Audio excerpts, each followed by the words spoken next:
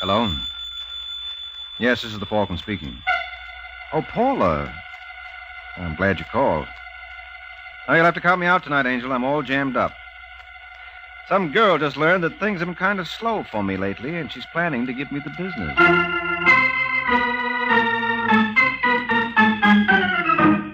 This is Ed Hurley, friends, inviting you to listen to The Adventures of the Falcon, starring Les Damon. You met the Falcon first in his best-selling novels. Then you saw him in his thrilling motion picture series.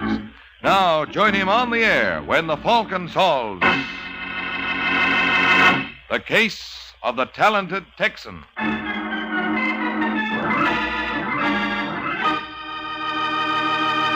Now, the case of the talented Texan. It's late afternoon in New York, and in a small furnished apartment on Manhattan's east side, a gentleman named Reed Stevens prepares for business while his wife watches interestedly as he opens up shop. There's a box of shells in the bottom drawer, Kay. So? So would you mind getting it for me? You going to work? What's it look like? Ask a silly question and get a silly answer. What'd you say? Oh, nothing. Haven't you found it yet? Yes. You must like working for Conway. Here. What makes you say that? Been at it for 7 months. That's the longest I ever remember you working for anyone. I didn't have any better offers. What about Myers? Didn't he offer you $50 a week more? That's right, he did. Why didn't you take it? Maybe I didn't like the hours. Or maybe it's because Mr. Myers is a bachelor. What's that supposed to mean? Don't you think I know the big attraction at Conway's? Suppose you tell me. Mrs. Conway. How's that again? Don't try to kid me, Reed. I recognize the signs. I've seen them often enough. You're in love with her.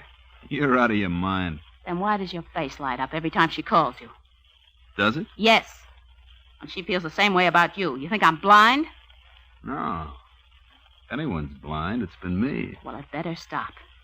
You're my guy, and nobody's going to take you away. Mm-hmm. Well, this has all been very charming, but if you'll excuse me... Where do you think you're going? To work, do you mind? Now, Reed, listen to me. You know, if I didn't love you... You're going to get out of my way? No, I am not. We're going to have this out right here and now. I told you something, Kay. Oh. I have Conway calls. Tell him I'm picking up his missus first, then I'll pick him up at the club. Have you got that? Yeah, I got it, Reed. I got it the first time.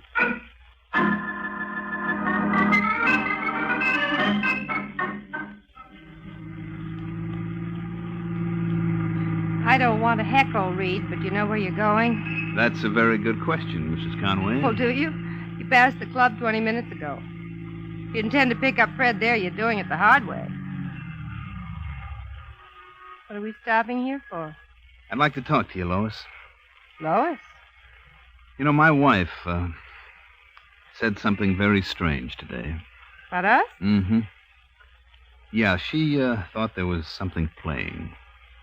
What made her think that? Feminine intuition. Don't ever sell it short. And she was right? Well, no, as it happened, she was wrong, but that's your fault. I went for you the first day I saw you at the club. 7 months ago? 7 months ago. We wasted a lot of time, Reed. You're right, baby. We got a lot of time to make up for.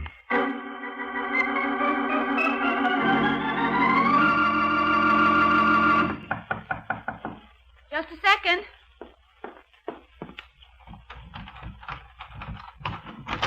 Yes?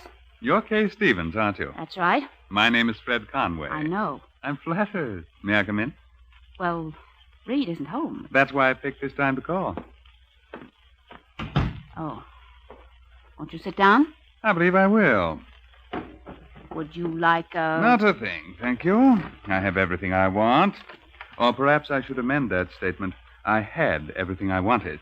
I don't follow you, Mr. Conway. Please call me Fred. Your husband does. Well, Reed doesn't like me to take liberties. Obviously, what's sauce for the goose isn't sauce for the gander. I don't understand you. Of course you do, Kay. You're a smart woman. I'm sure it won't come as any shock to you that Reed has been seeing my wife for 5 weeks now. Well? Well, what do you propose to do about it? Nothing. Nothing?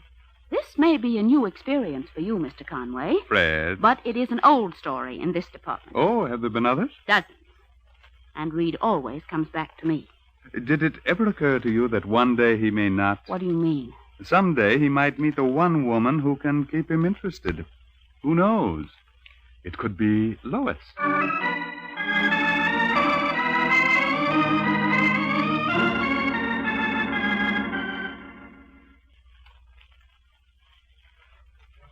Jackie, Oh, hi, Mr. Conway. I didn't see you come in.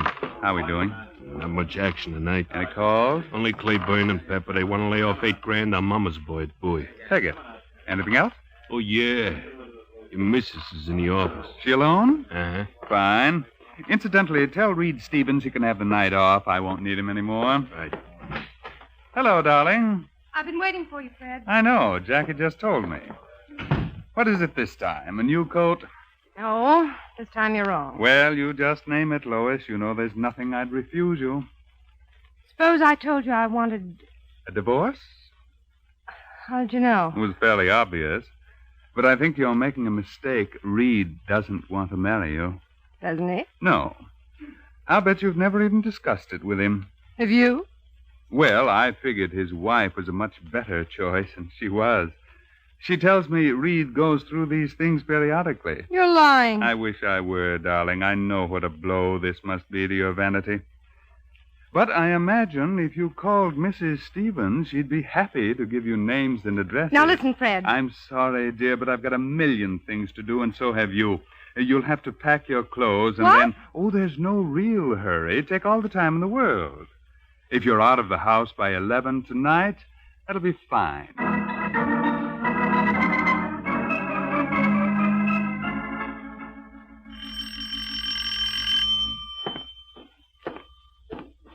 Hello, I guess you must have been expecting someone else.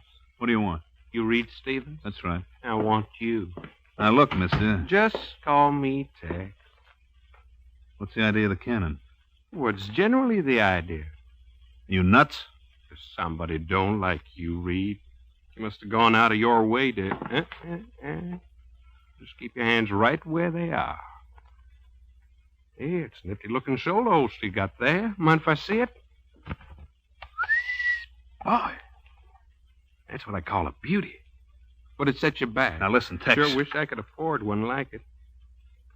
Yeah, don't think much of your shooting iron. Too clumsy. Look at all the effort you got to use to pull the trigger. I guess I was wrong. It don't seem to take any effort at all.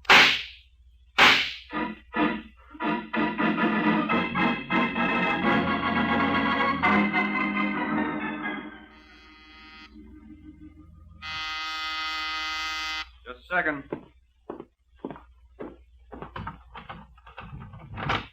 Yes? I'm looking for Michael Waring. Come in. Well, I'm afraid there must be some mistake. Are you Mr. Waring? That's right. I mean, are you a private detective? I got a license that says so. Well, where's your office? I don't have one. I work right out of here. Disappointed? Well, And I don't have a beautiful blonde secretary or a desk full of empty liquor bottles either. Now, if you'd like to get someone else... I'm sorry. It's just No, it's my fault, Miss... Stevens. Kay Stevens. Only it's Mrs. come on in. Thank you.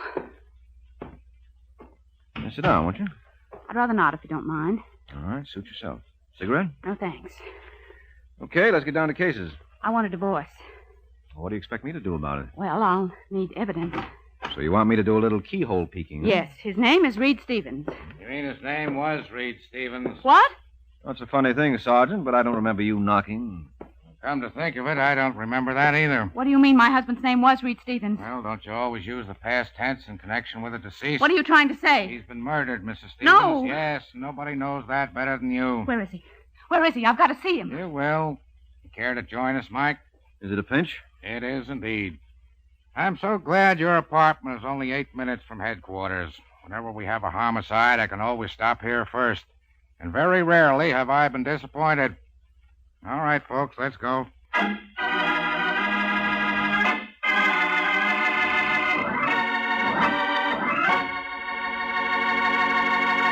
Now, back to the adventures of the Falcon. Only 15 minutes have passed since Kay Stevens was arrested for the murder of her husband. And now at headquarters, while Mrs. Stevens is being booked, Sergeant Corbett makes our hero a sporting proposition. Look, Mike, I've got an idea. Why don't you just walk out of here and I'll make believe like I never even saw you with Mrs. Stevens? Oh, no, that's big of you. Okay, I was just trying to help. She killed her husband just as sure as you're standing there. I did not. Then why were you consulting Waring? I had my reasons. If you weren't so stupid, you'd see that I couldn't have killed Reed. Why not? Because I was in love with him. Why did you want a divorce? Because I was fed up with him. That makes a lot of sense. Oh, sure it does. You can be crazy about somebody, and yet they can do things to you that drive you out of your mind. Don't make me laugh. Oh, it happens every day in the week. The old story of not being able to live with someone or live without him. She managed it nicely. I tell you, I didn't kill him, Sergeant. You knew he was chasing around. He did it before? But this time he wasn't coming back. He always came back. If you were so sure of that, why did you go to Waring to get your evidence for a divorce? Oh, I don't know. I'm all mixed up. You weren't so mixed up that you couldn't hire a professional gunman? That is not true. All right. Lay off it, Corbett.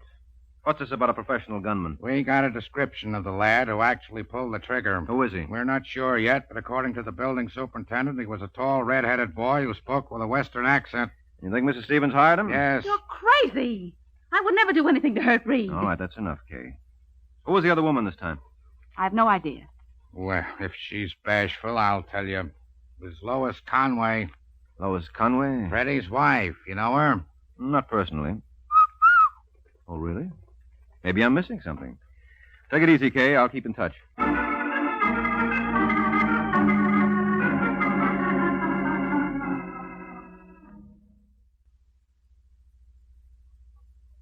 Call for Mrs. Lois Conway.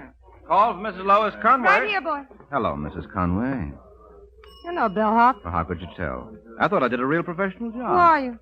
Mike Waring. The one they call the Falcon? No, I'm sure it pays to advertise. What do you want with me? Well, it's a long, dull story. Why don't we step into the bar and I'll tell you about it? No, thank you. I think you'll change your mind. Reed Stevens is dead. What? Mm-hmm. Murdered early tonight. Maybe I could stand a drink after all. Bar's right over there. How did it happen? A professional gunman paid him a visit in a little hideaway Reed rented on East 58th Street. Did they catch the man? No. And they don't know who hired him, huh? Well, the police are inclined to believe it was my client, Your client. Mrs. Stevens. So crazy Reed was happily married. He told you that himself? Several times. Right through this door. Would Monsieur like a table? No, monsieur will sit right at the bar, but we would like a couple of whiskey sours. Very good, sir. You seem to know my preferences. Oh, you'd be surprised what I know about you, Lois. Lois. Well, I figured it's permissible. After all, I do know you real well. I even knew where to find you. How'd you manage that?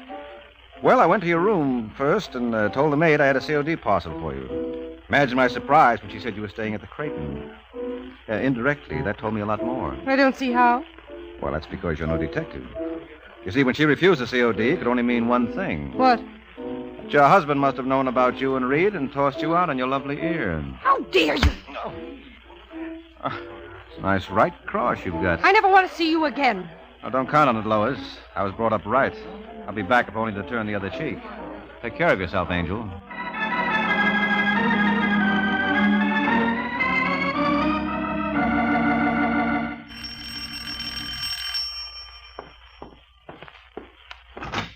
Hello, Conway. Waring. I dropped by earlier tonight. So the maid told me. Come in. Thanks. Take off your coat. No, I don't think I'll be staying long.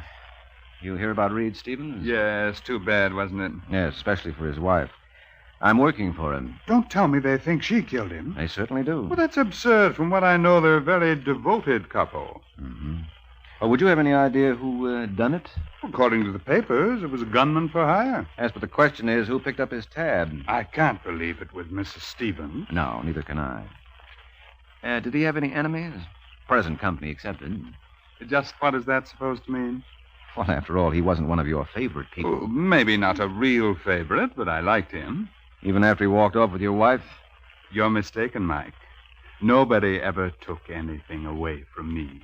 Mm-hmm. Well, when Reed did, he certainly didn't get to keep it for long. Jackie. Yes? This is Mr. Waring. Well, glad to know you. Don't be too glad. I find him highly objectionable. I see. All right, never mind, Jackie. I can take a hint.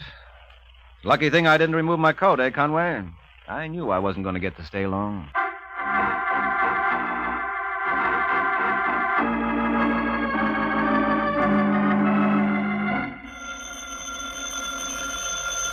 want me to... Never mind, Jackie. I'll take it. Hello. That you, Freddie? Yes, Lois. I called several times before. So Jackie told me. Will it be all right if I come home and talk to you? No, it won't. Just for 5 minutes? It's out of the question, darling. Look, Freddie, I don't blame you for feeling the way you do. I realize how you must hate me. Nonsense. I'm extremely fond of you, Lois. Well, then couldn't we... No, I'm afraid we couldn't. It won't ever happen again. Certainly not with Reed Stevens, anyway. You've got to give me another chance. I'll make it up to you. I swear I will. You just don't seem to understand, Lois. I'm not interested. Who do you think you're talking to, anyway? I'd like to tell you, but I think the telephone company might be shocked. Listen, Mr. High and Mighty, I know plenty about you. How would you like it if I went to Mike Waring? I wouldn't bother him. He's a very busy man. I think he'll clear time to hear what I've got to say. Don't do it, Lois. You've made one mistake already. I hate to see you make another. Are you threatening me? Would I do that to my own wife? But then you won't be my wife much longer, will you? Goodbye, dear. It's been grand hearing from you.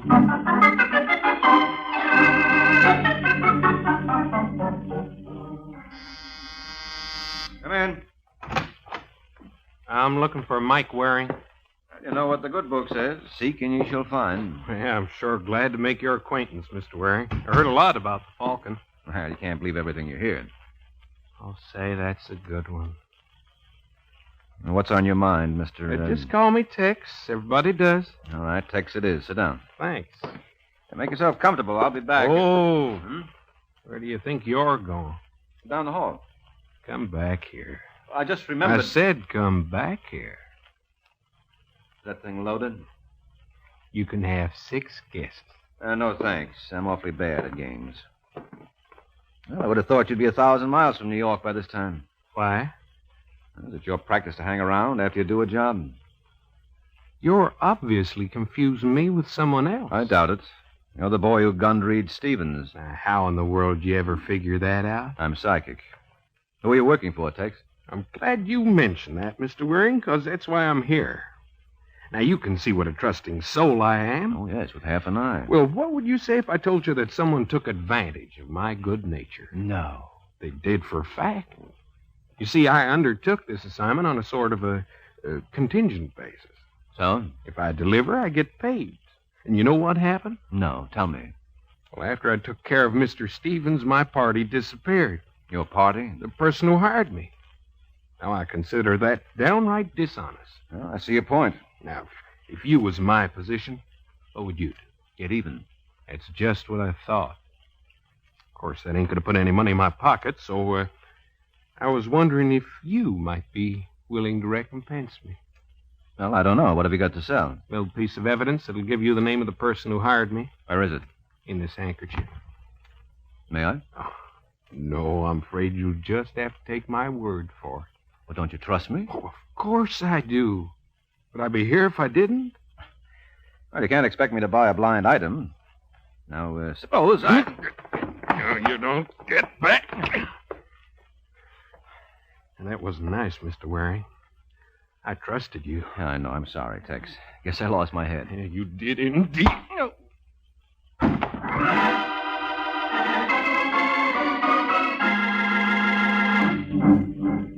Oh.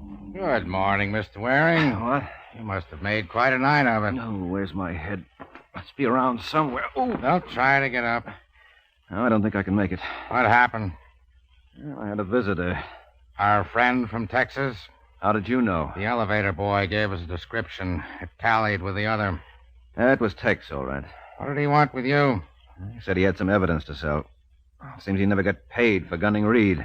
That's modern civilization for you. You can't trust a soul these days. Well, that was his feeling, too. What was this evidence he had? I don't know. He had it wrapped in a handkerchief. In this handkerchief? Where'd you find that? In the hall. Look what was wadded up inside. Empty cartridge shell. Yeah, from one of the babies that killed Stevens. What? You heard me. Well, that won't do any good. Boy, can you call him? There was a thumbprint on this shell. Whose? Whose do you think? Mr. Stevens, that's whose. I don't believe it. Well, maybe you don't, but I'll bet a jury does, and strangely enough, Mike, that's all I care about.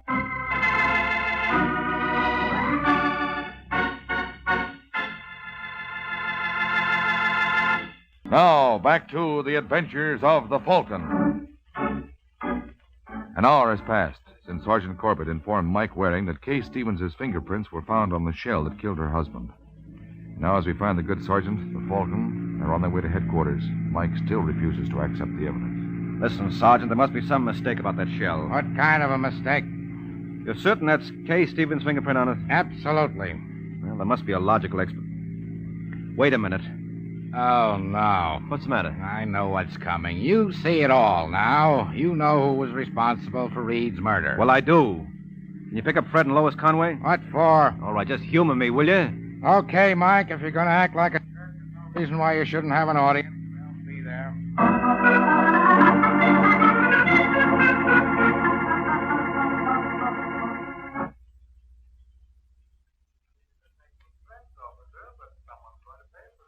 You shouldn't take that attitude, Mr. Conway. As a public-spirited citizen, you should be happy to cooperate with the police.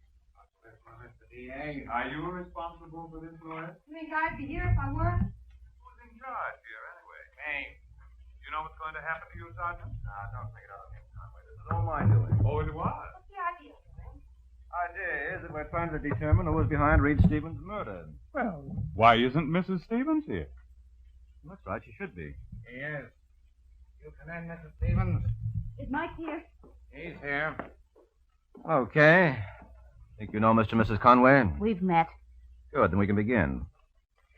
Okay, they found your fingerprints on one of the shells that killed your husband. That's impossible. Nevertheless, it's true. How do you explain it? I can't.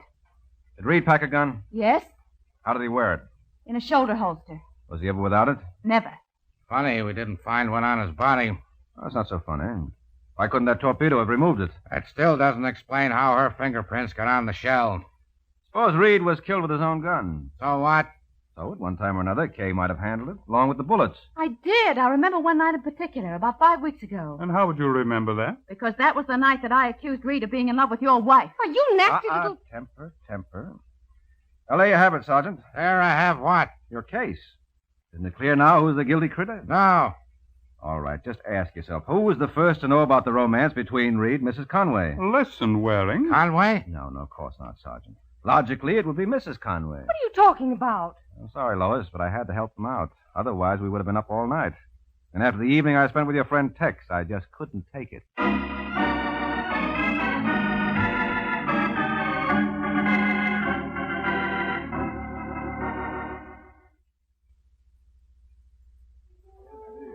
Well, that's all there was to it, Kay.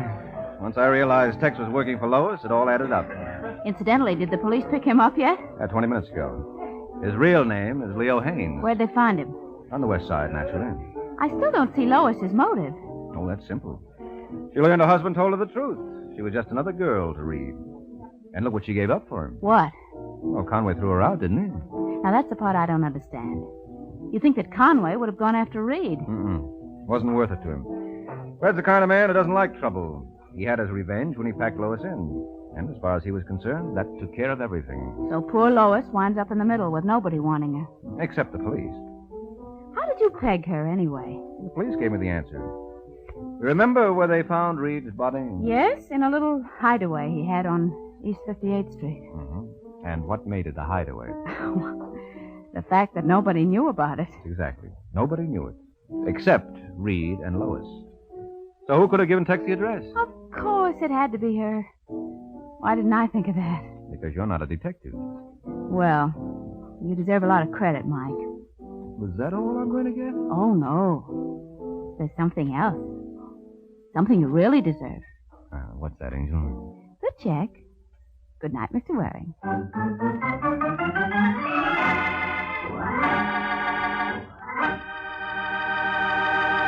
The Adventures of the Falcon are based on the famous character created by Drexel Drake, produced by Bernard L. Schubert, written today by Eugene Wang, and directed by Richard Lewis. Music was by Arlo. Les Damon was starred as the Falcon, with Ken Lynch as Sergeant Corbett. This is Ed Hurley, speaking.